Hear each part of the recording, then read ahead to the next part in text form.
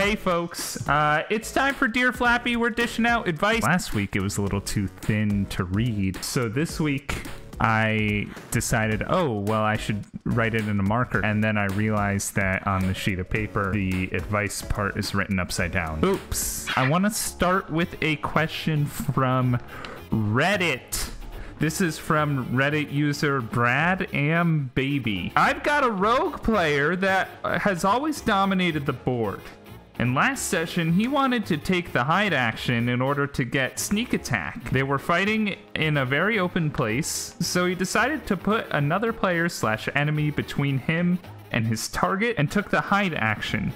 After some back and forth, I let it slide then, but I'm pretty sure that's ridiculous, and I don't want to simply give disadvantage because he will succeed unless he's severely unlucky. What do you all say? So this is a tricky question, Brad Am Baby, and I think this probably depends on the DM, which I sort of gathered through here. A lot of people are saying Lightfoot Halfling get a racial ability, which means that you can be obscured by a creature that is at least one size larger than you, which means that hide actions are a little bit nerfed by this racial ability. I find that kind of lame. Instead, what I would probably do, I would ask this person, like if they were a Lightfoot Halfling, I would give them like no disadvantage, nothing bad here. Using the hide action is using a resource. I would probably allow them to do it.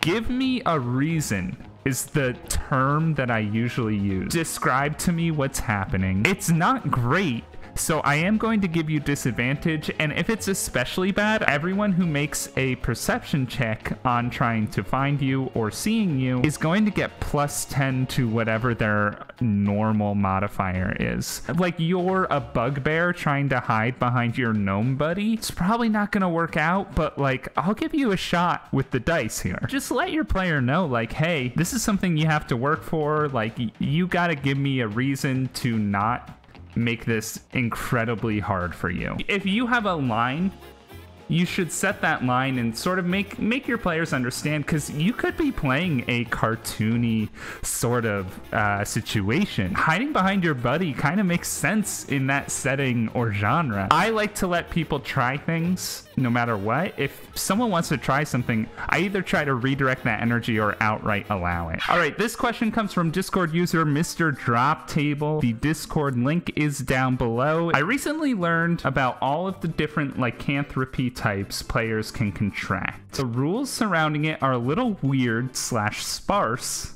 What rules would you implement to make it fun / interesting / flavorful? I don't know much about the lycanthropy rules or vampirism rules in D&D. Everything that I know about lycanthropy and vampirism, I learned from the Vampire Diaries.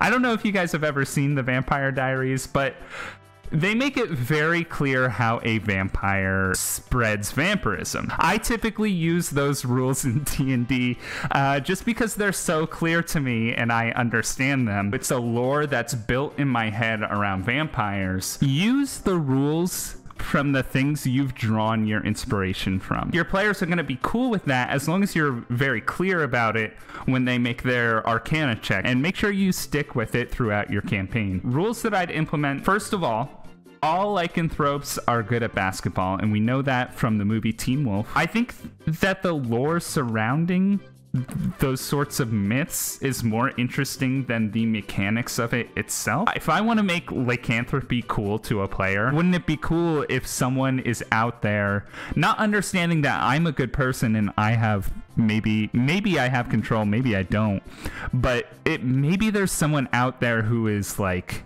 looking for things like me and has been tracking me across the world, and I need to deal with that threat at one point or another. I think like introducing some sort of monster hunter could be really cool for a campaign that deals with lycanthropy or vampirism. I also find weaknesses really interesting for monsters. Introducing Wolfsbane or silver damage with silver weapons. If you're dealing with vampires, I think of Vervain from the Vampire Diaries. Weaknesses is kind of an interesting part of this otherwise immortal undead or like crazy strong and unbeatable creature. Try to encourage your players to engage with lore about these creatures. One more interesting thing that I would introduce to a campaign like this: werebirds. Okay, that's terrifying. You turn into a bird, you can fly, number one. Number two, how are you gonna keep an eye out for werebirds? Because they're up there. You're not always keeping your eyes on the sky. Birds, it's terrifying. It should be introduced into the horror genre, and I would be into that. This one comes from, again, from the Discord, so if you haven't already, check out the Discord. From Discord user Crazy Eighths, we had a question from Crazy Eighths last week. Have you ever homebrewed a subclass / magic item specifically for a player?